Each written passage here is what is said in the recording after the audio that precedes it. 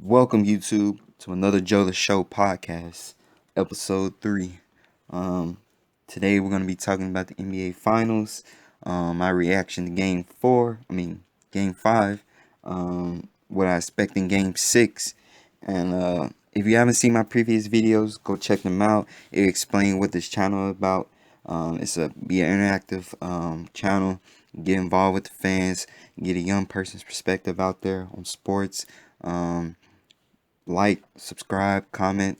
If you dislike the video, give some criticism in the comment box. And thank you for your support and thank you for listening. So now let's get right into it. NBA Finals. Let's get it.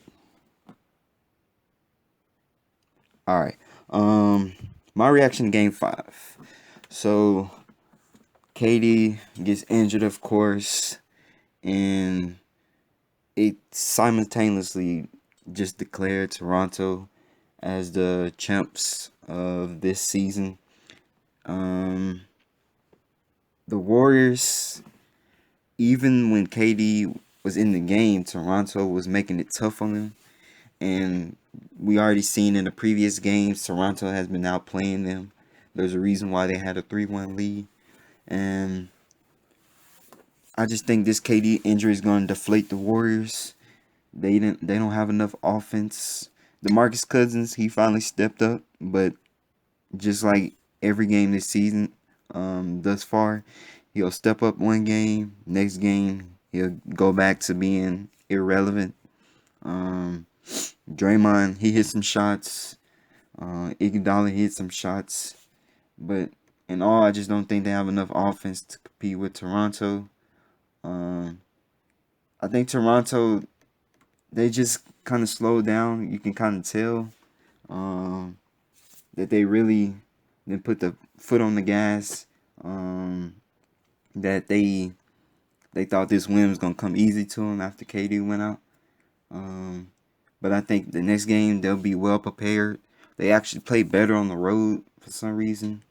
And going to Golden State come Thursday, I think they close it out, win the series 4-2, and become the 2019 champs. Um, Now in the bigger picture, this KD injury affects free agency. Um, there's a likelihood now that he might stay with Golden State to reassure that he has a contract. Um, but I don't know. I mean, you hear reports out there that they say this injury might lead to him leaving, which, in my opinion, would kind of be good for the NBA because you'll have more diverse teams and you bring Golden State back to level playing.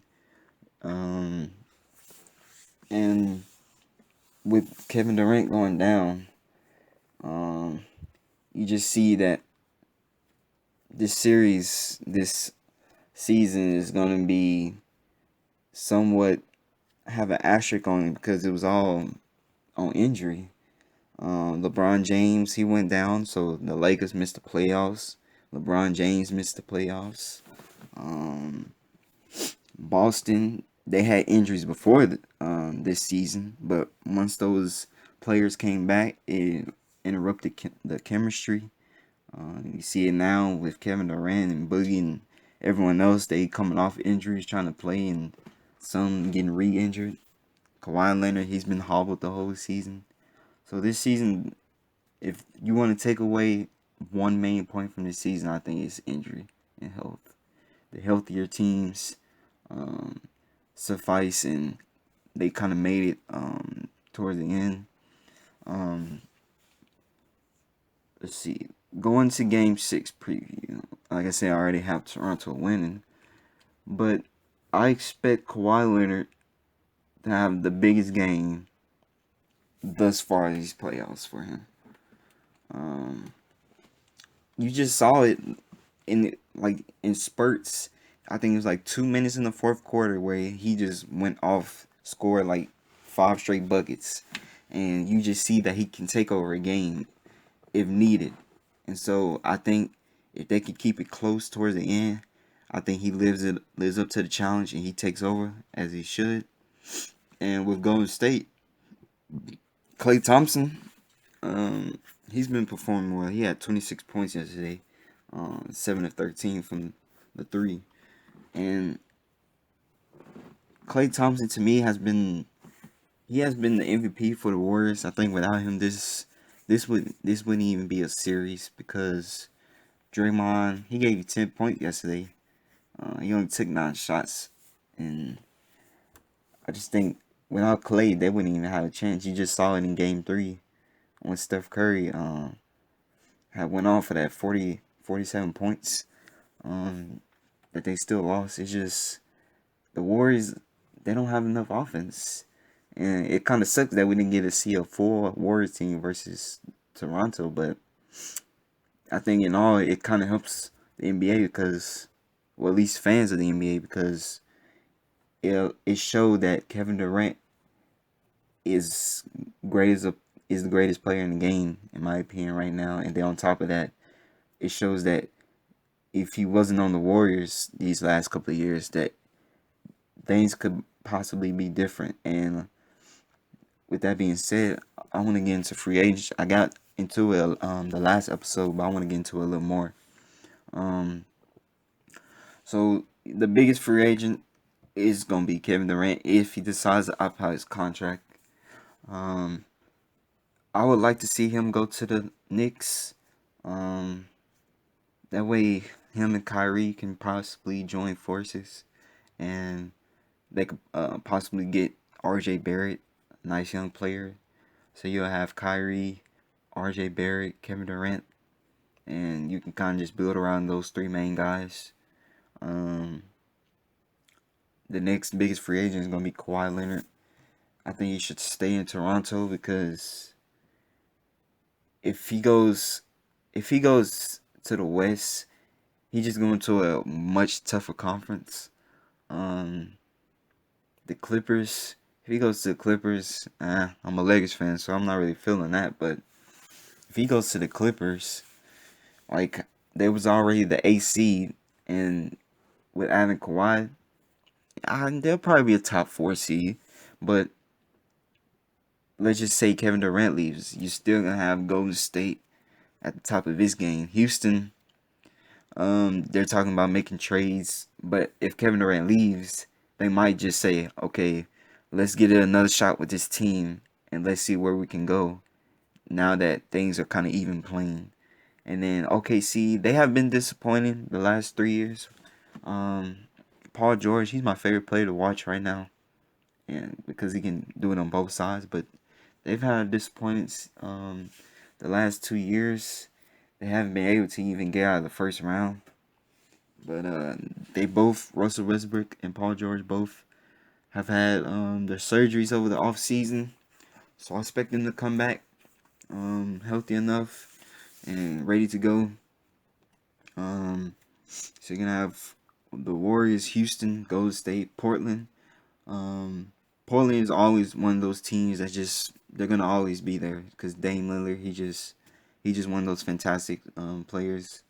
Um, they'll always be right there in the mix. They was in the Western Conference Finals last year, so I'm sure that their expectations is to at least get there, if not to the NBA Finals. Then you're gonna have teams like Utah, who got 2 All-Star caliber players in Donovan Mitchell and Rudy Gobert, and so it leaves. So with Kawhi Leonard go to the Clippers, where does that leave the Clippers? I don't know. If he goes to the Lakers, um, he's definitely gonna elevate the Lakers. Him and LeBron, I think people underestimate the ability of LeBron to step back because he he's a pass first player and he's a team mindset player, and he knows that in order to succeed with a guy like Kawhi and Kevin Durant and those type of players like a Jimmy Butler, those type of players, he can just step back and be a facilitator, and um, he can just be that second option. And with LeBron as your second option, your team's not doing that bad. Um, then you're gonna have Kyrie Irving. I love me some Kyrie, but unless he goes to a team that already has a marquee guy, I don't think he can be a much of a difference maker. To where if he goes to a team being the lone star, that he instantly elevates that teams to title contention. Then you got guys like Jimmy Butler, like I said. I think he fits well with LeBron, but he might stay in Philly, which is not bad because um, Ben Simmons, Jimmy Butler, and Embiid, Tobias Harris, if they can keep Tobias Harris, um, that's a monster 4-man lineup already. Uh, they just need chemistry. They obviously need Ben Simmons to work on his jump shot to at least be a threat. And the 76ers will be alright if they bring back Jimmy Butler. Then you got guys like Kemba Walker. Um, like I think Kemba Walker is in that same kind of boat with Kyrie. I don't think he can elevate a team to title contention, but he can definitely go to a team that already has an all-star in place and make that team a title contention. Of course, we're gonna have Anthony Davis trade. That's definitely gonna happen. The GM of the Pelicans already put that out there. Um, I don't know. I'm a Lakers fan, so in some respect, I would like to get a guy like Klay Thompson or Jimmy Butler, uh, because they're two guards, and I think that's kind of what we're missing is a solid two-way two guard, because we're gonna have Lonzo, LeBron, Kuzma, and who I mean, those three guys. Those three guys are probably definitely gonna be in the starting lineup. Then Bi, he has his blood clot situation, but if trading Lonzo, Brandon Ingram, and Kyle Kuzma for Anthony Davis, it just don't seem right because Anthony Davis is one individual who is injury prone, whereas you got three young guys, in fact, that are on the uprise and who could potentially reach all-star level. So 3 all-stars compared to 1 superstar. You just gotta pick your poison with that. Um, so yeah, this NBA season has definitely been a good season. It kind of sucks that we didn't never get to see a full Warriors team versus Raptors team, but it definitely was good. LeBron, he showed up in LA. He definitely changed the landscape of basketball.